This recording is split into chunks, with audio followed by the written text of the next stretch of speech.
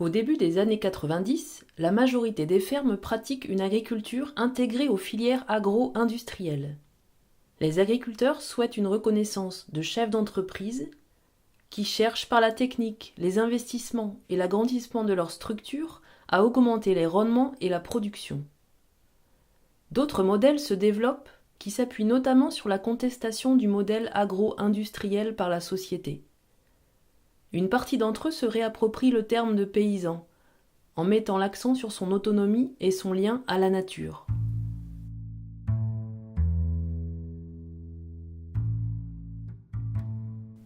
La pression de la société s'accentue contre une agriculture polluante et pour une alimentation de qualité.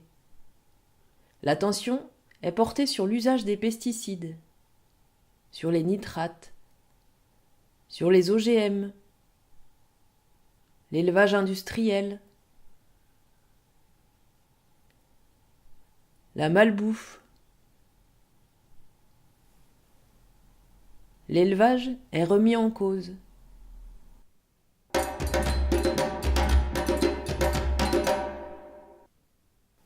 Des réponses aux contestations sont formulées par le monde agricole.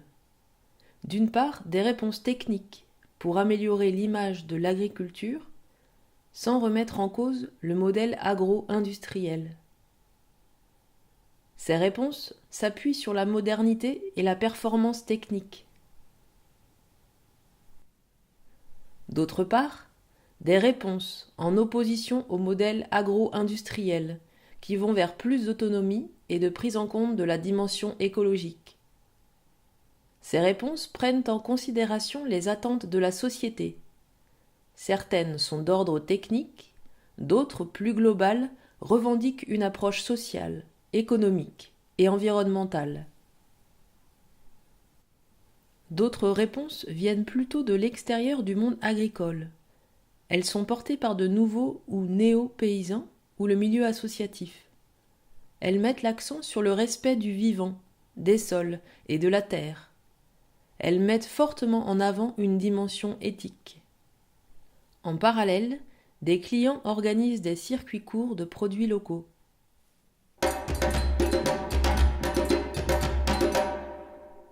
Les primes constituent une part décisive du revenu de la plupart des agriculteurs, qui deviennent complètement dépendants des orientations de la PAC. La politique agricole commune de 1992 provoque une course à l'agrandissement des fermes. La plupart cherchent aussi à s'adapter aux nouvelles conditions réglementaires, en développant, par exemple, la vente directe, ou en faisant évoluer leurs pratiques ou leur production.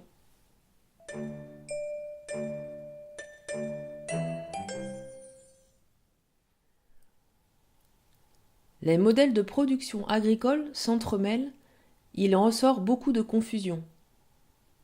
Depuis que l'agroécologie est subventionnée, toutes les manières de produire deviennent agroécologiques. Phare, le réseau de l'agriculture raisonnée, qui compte parmi ses membres l'Union des industries phytosanitaires et l'Union des industries de la fertilisation, lance par exemple un site de partage d'expériences de pratiques agroécologiques. En réaction à l'assimilation de l'agroécologie à l'agriculture raisonnée, les structures de l'agriculture biologique, paysanne, et celles historiques de l'agroécologie, ainsi que des associations environnementales, s'unissent pour affirmer qu'elle est avant tout paysanne. Parlons aussi de l'agriculture de conservation et des techniques de non-labour en grande culture, dont le système agroécologique repose sur un désherbage au glyphosate.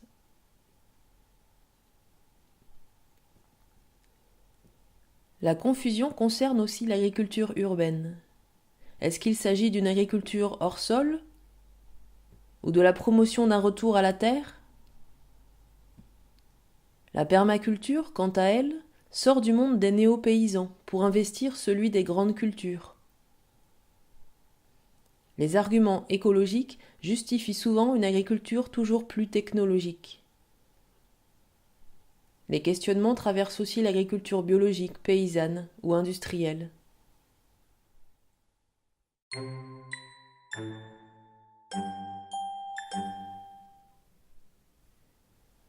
En même temps, la multiplication des circuits de distribution brouille la compréhension et ajoute encore plus à la confusion. On parle de circuit court, de proximité, de local, direct. On utilise l'appellation fermier ou paysan. Toutes ces appellations se veulent des arguments de qualité et une preuve de soutien aux producteurs, qu'ils soient utilisés par les producteurs eux-mêmes, par des intermédiaires indépendants ou même par la grande distribution. Les magasins et les produits dits paysans sont l'étiquette d'une ferme aussi bien que d'une industrie agroalimentaire.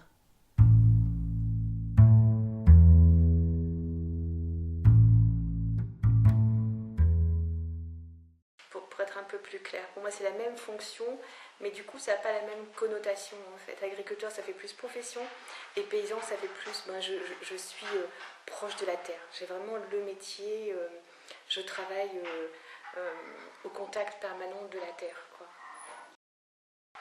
Moi j'ai l'impression d'avoir été agriculteur quand je me suis installé.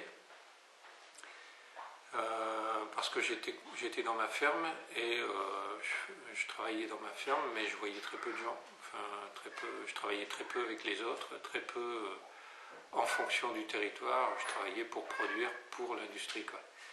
Et puis quand j'ai changé mon système, j'ai l'impression d'être plus devenu paysan, dans le sens où je prenais en compte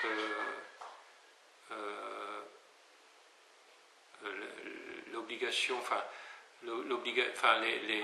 l'enjeu à respecter les sols, l'environnement, etc. Et puis aussi le lien à la fois avec des consommateurs et puis avec d'autres agriculteurs même.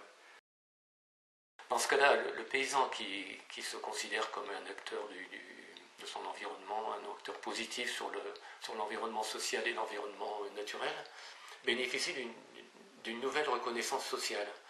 D'un côté, il y a tout le poids des critiques de pollueurs, avec les pesticides, avec tout ça, et de destruction du paysage. Et là, on est dans une autre démarche qui, au contraire, nous donne une reconnaissance sociale. Le problème, c'est que le risque, c'est d'aller plus loin, de toujours rechercher la reconnaissance sociale. Et là, le risque, c'est de perdre son autonomie propre et d'adapter son comportement au retour que vont nous faire les consommateurs, les gens de la société autour de nous, quoi. Qui ne correspond pas forcément aux meilleures conditions de vie qu'on aurait voulu avoir. Enfin, c'est un risque, à mon avis.